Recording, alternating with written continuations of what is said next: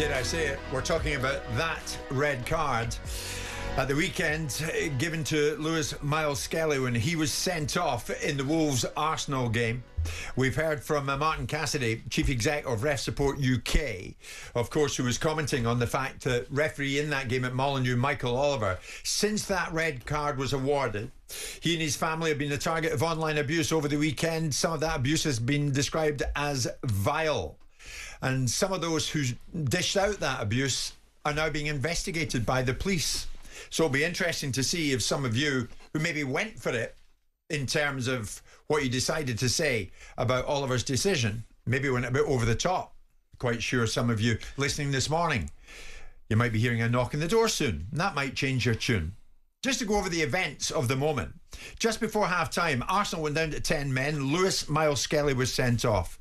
From an Arsenal corner, Wolves won the header and attempted to break. Lewis-Skelly tripped Doherty to stop the attack. Many expected a yellow card. Maybe Martin Keown was one of them.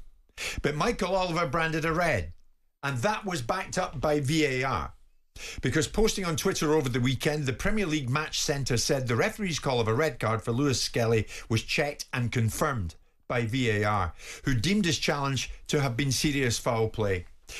And just out of interest, you heard me ask Martin Cassidy at the end there, the Chief Exec of Ref Support UK, and he didn't know I was going to ask him, on the incident itself, Martin, did you think it was a red? And Martin Cassidy said, yes, I thought it was a red. So Martin Keown, now this morning, we've got Oliver, who's virtually locked in his house, a target of online abuse. We don't know if he is going to be given a game, awarded a game this week.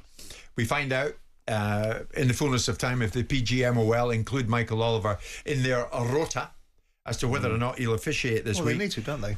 But it's a fairly desperate situation we've arrived at now, isn't it? Jim, it's despicable if that's how it is, that the poor man can't leave his house, okay?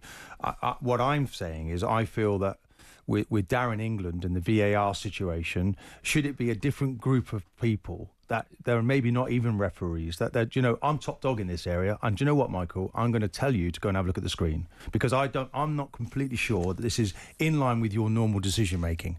Yeah, I don't see any issue with that. And at the moment, it's like, is he the top man?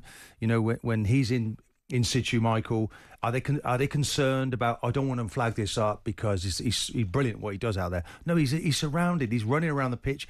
He needs help. And if Michael Oliver's got anything wrong this weekend, I think he should have gone to look at the screen.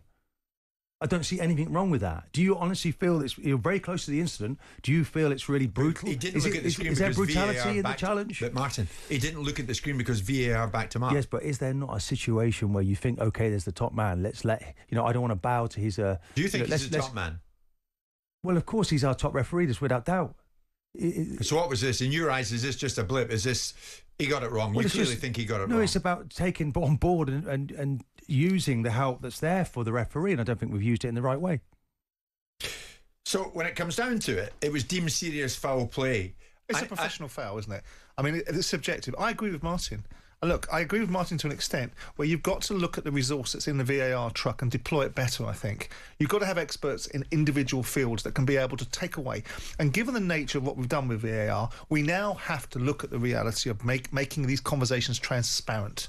Because if you don't make them transparent, what you do is you encourage a vacuum where conspiracy theories fill it. Right?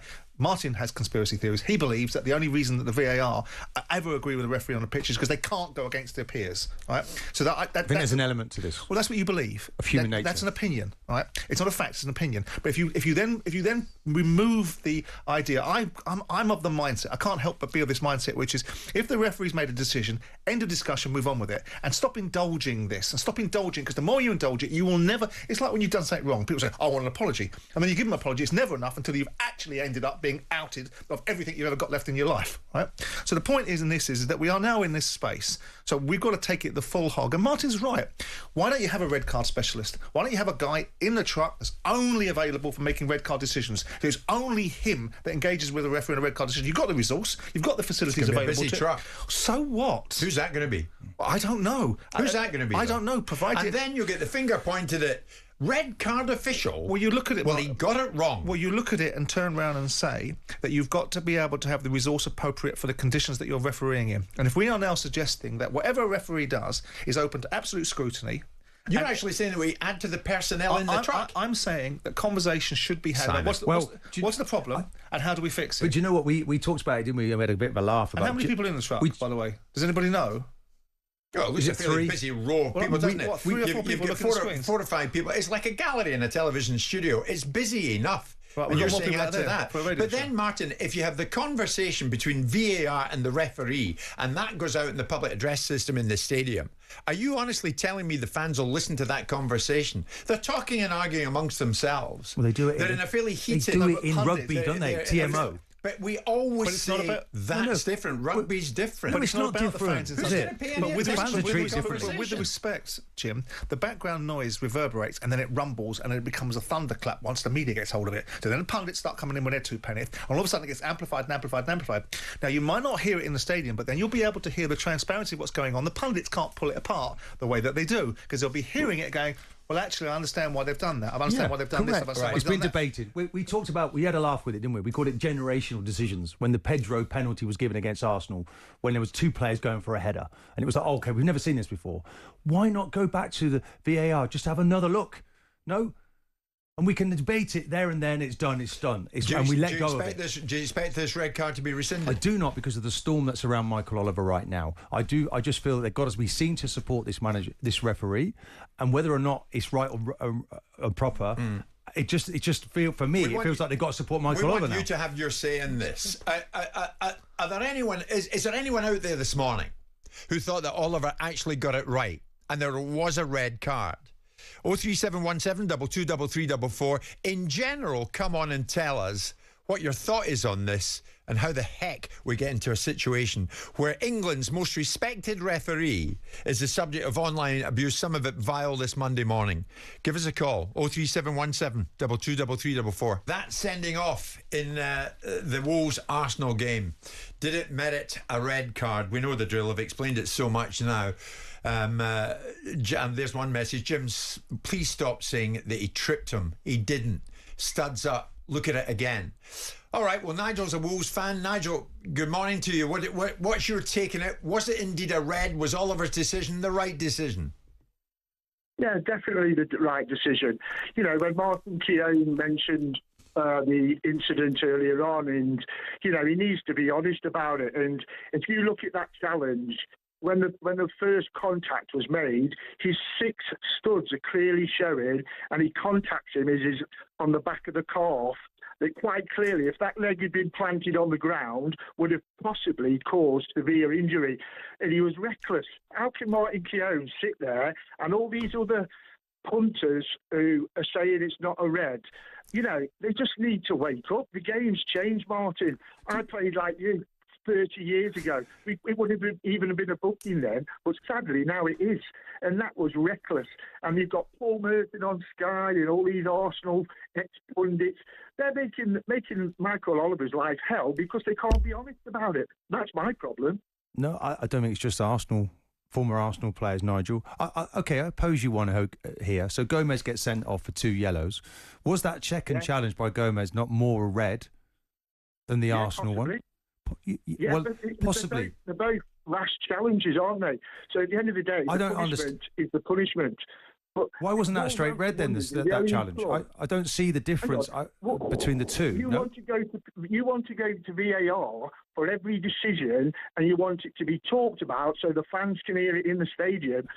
You know, at the end of the day, what's going to be talked about? It was a reckless challenge, and the referee, okay, in some people's opinion, it wasn't a red.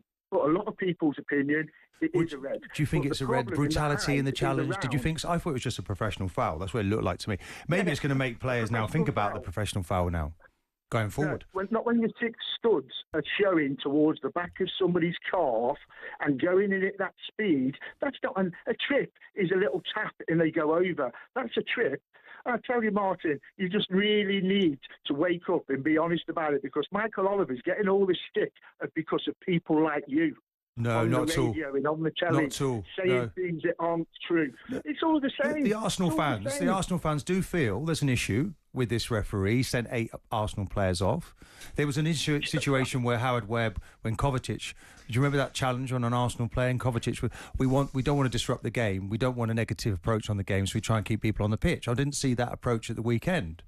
But you said earlier he was the best referee in England. I do believe he is. I do believe he is, but we can't keep changing just to suit. But now finding the right words into to support conspiracy people. theory territory. No, I'm not conspiracy. I'm telling you facts here. I'm telling you what Howard Webb said with the Kovacic challenge on an Arsenal player.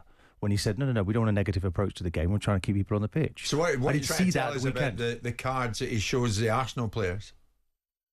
What am I trying to say? Mm-hmm. I think the facts are speaking for themselves. There's an awful lot of red cards. Elaborate on it. You're saying he's biased towards... No, I'm saying to you, the facts are he sent 8 Arsenal players off. And Martinelli was sent off there. What's the point in bringing that up, 2 years ago? Because he's asking me... You're pointing a conspiratorial finger at no, Oliver. maybe the Arsenal fans feel this, that there's an unfortunate decisions are made against their teams. Well, they've suffered 8 reds, haven't they? So but by you bringing it up, you must be making a point behind that. Are you simply saying that the Arsenal fans are wrong to feel that way, or are you saying that there's some validation? Because if you're saying that, then you're then building towards the fact that this referee has a bias towards Arsenal. That he's an honest referee, and nobody goes to the pitch to deliberately send players off. All I'm saying is that unfortunately there are 8 players that have been sent off by this referee, and maybe they merited it. Well, there's some maybe of them the Arsenal fans. Well, of course, Arsenal fans will look at other situations and they'll look at the Kovacic situation and feel why wasn't that player sent off? I don't want to see anyone sent off, by the way. What you're saying is you think on those occasions that Oliver's got it in for Arsenal? No, sometimes they find the right words to correct and protect their referees. But you're playing into that narrative, clearly. You take it as you want. I'm telling you the facts. 8 players, Arsenal players have been sent off. About it one way or the other. Well, okay, that's great. But I do think there needs to be more support for the referees. And I think one of the things that should be, when I talked about refereeing decisions being second-guessed, we've now watched this 500 times. The referee gets to watch it once, right? I do think that ultimately the two things that really change a game are goals and red cards. If a referee, with the exception of dissent, sends a player off with a red card, I think it should be a monitor call. I think they should be able to go over to the monitor and advocate for the red card that they're going to make, or rescind it given they've already made it. Simon, do you know when you're out there on the pitch and you played a lot of football, do you think sometimes you can be too close to the situation and it's like a whoosh, it's gone past you and you think, well, God, that's violent. So you think, out comes the red card. But that's what you're trained for. But then you need a moment. It's like police officers that are trained to drive at high speeds. This is the nature of the beast that you're at. Yeah, but Michael, come and look at this screen. I know you're good at this, but go and have a look at this. But you're questioning his competency. What you're doing is, in this instance, you're saying that the VAR is fitted the purpose of the referee on the field. We've shouted, you included, for referees on the field to be given the balance of power. Now they're giving the balance of power because VAR didn't overturn it. You're now saying it's VAR letting referees down. Which one do you want? I think it is. Which one do you want? More power I want good on the officiating. Get it right in the first instance. But it's a very subjective. They're not inflammable. But they think they did. My message to VAR is: look, they think they did. I think it's easier for every red card. Why are they not looking at all red cards, Simon? Why don't they walk to the screen and look? I've just said that. I've just said just walk to the screen and physically look. I've just said the same. Share it with the VAR. But you've been told by the referee himself that he believes it was a red card. The VAR. And you've been told by another referee, but because it doesn't fit your narrative or what you believe, you're now going to say... It's not about narratives for me, it's about whether I agree what you believe in a professional sense. What you believe, I don't believe that. So when Martin Cassidy answered it, you said to him, well, you would say that, right? So that's a question of his integrity. What's his role? His role is to support referees. You're then saying VAR... So what else is he going to say? Well, maybe they think... It's an unfair question from Jim. Maybe they think... And I think actually what no, makes Michael Oliver the best referee in England is because he's a man of integrity. And that is recognised not just here, but worldwide. Anyway, Myles Lewis-Skelly was sent off, and we wait to see if that red card will be rescinded. Jim White and Simon Jordan. Monday to Friday mornings from 10 on AM, on DAB, via the TalkSport app and on your smart speaker. TalkSport.